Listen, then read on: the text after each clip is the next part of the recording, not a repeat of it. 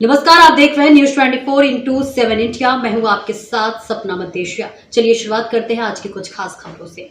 कटनी में सुंदर सिंह कनेश ने कटनी रेलवे स्टेशन पहुंचकर सुरक्षा व्यवस्था का जायजा लिया और अपराध नियंत्रण को लेकर जीआरपी अधिकारियों की क्लास लगाई।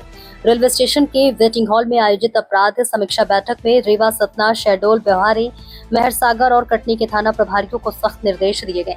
बैठक के दौरान रेल एसपी ने ट्रेनों के गेट पर खड़े यात्रियों से मोबाइल लूट, चेन स्नैचिंग और यात्रियों के साथ हो रही आपराधिक घटनाओं पर तत्काल रोक लगाने के निर्देश दिए गए। इसके साथ ही ट्रेनों के जरिए अवैध नशे के परिवहन, ऑटो चालकों द्वारा यात्रियों से अभद्रता और अवैध वसूली करने वालों पर कड़ी कार्रवाई करने को कहा। रेल एसपी ने अपराधियों की पहचान कर तत्काल गिरफ्तारी सुनिश्चित करने के निर्देश देते हुए रेलवे स्टेशन पर कार्यरत खानपान वेंडरों का वेरिफिकेशन कराने और आउटर एरिया में लगे सीसीटीवी कैमरों को नियमित अपडेट रखने के आदेश भी अधिकारियों को दिए। निरीक्षण और समीक्षा बैठक के बाद रेल एसपी रीवा के लिए रवाना होंगे, जहां वे सतना और रीवा जीआरपी थाना का निरीक्षण करेंगे।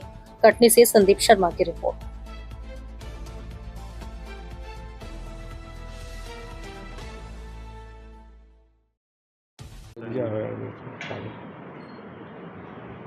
देखिए, एक सामान्य जिस तरह से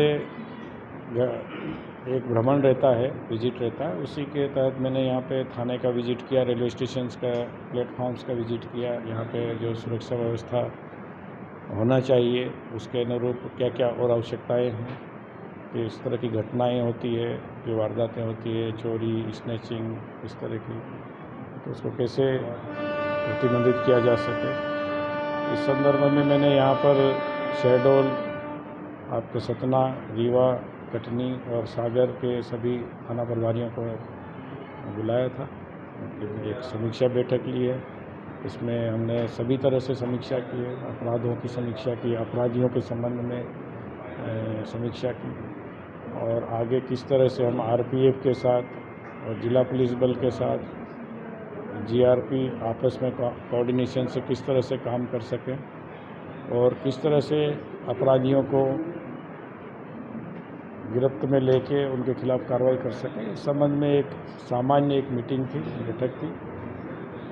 जो सर, इस दौरान भ्रमण दौरान क्या कुछ कमियां लगी जिसको आगे दुरुस्त किया जाएगा? देखिए, जो कमियां तो नहीं कहना चाहिए, लेकिन कुछ सुधार की आवश्यकताएं हैं। जैसे जो अपराधी है या ऑटो ड्राइवर्स हैं, इनके बारे में जो एक विस्तृत जानकारी पुलिस के पास होना चाहिए, तो उसका वेरिफिकेशन भी करवा रहे हैं। अभी जो पुराने हिस्ट्री शीटर्स हैं, पुराने चोर हैं, वो वर्तमान में कहाँ रह रहे हैं, उनका लोकेशन क्या है, क्या कर रहे हैं, इसकी जानकारी जल्द से जल्द प्राप्त करके उनके खिलाफ कार्रवाई कर सकें। ये चीज़ें हमने यहाँ पर रखी है। सर, आमतौर पर देखा जाए गांजा हो या फिर वैसे इस तरह के जो मादक पदार्थ हैं, वो ट्रेनों के माध्यम से एक प्रदेश से दूसरे प्रदेश लाया जाता है। अभी कटनी पुलिस ने भी इस पर कार्रवाई की है, तो क्या निगरानी या ट्रेनों की निगरानी, स्टेशनों में निगरानी बढ़ाई जाएगी? नहीं, ये लगातार, ये तो हमारा काम ही है कि इस तरह से अवैध रूप से कोई ड्रग्स या कोई गांजा या इस तरह की चीज़ें अगर परिवहन कर रहा है या ले जा रहा है, तो हम लोग उसकी तह तक जाने का प्रयास करते हैं। कहाँ से ला रहा है, किसके पास ले जा रहा है और उससे कौन कौन लोग जुड़े हुए हैं, इसका पूरा इन्वेस्टिगेशन हम लोग करते हैं।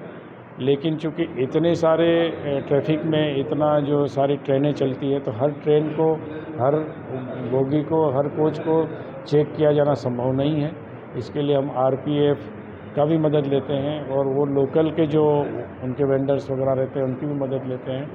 तो जहाँ भी सूचना मिलती है, तो सूचना के मिलने पर हम लोग तत्काल उस पर एक्शन करते हैं, कार्रवाई करते हैं। सर, सीसीटीवी फुटेज को लेकर भी लगातार शिकायतें सामने आती है। जो संदिग्ध इलाके हैं, वहाँ के सीसीटीवी फुटेज अक्सर बंद मिलते हैं। देखिए, कुछ ऐसी समस्याएं आ जाती है, टेक्निकल प्रॉब्लम्स रहती है। उसमें तकनीकी समस्याओं को दूर करने के लिए हमने जो एजेंसीज ने लगाए हैं सीसीटीवी कैमरे, जैसे आरपीएफ है, हमारे डीआरएम साहब हैं, उनके माध्यम से उसको दूर करने का प्रयास किया है। हमने जबलपुर में भी काफ़ी कुछ सीसीटीवी कैमरों को ठीक किया है। जो आउटर में हमको, चूँकि अधिकांश अपराधी आउटर में ट्रेन के चलते समय या ट्रेन के रुकते समय जो घटना घटित करते हैं, तो वहाँ पे वास्तव में जो सीसीटीवी फुटेज बहुत उसके लिए कारगर रहता है। तो उसके लिए हम प्रयास कर रहे हैं कि जितने भी कैमरे लगे हैं उनको सही तरीके से सभी काम करें, इसका पूरा प्रयास करेंगे।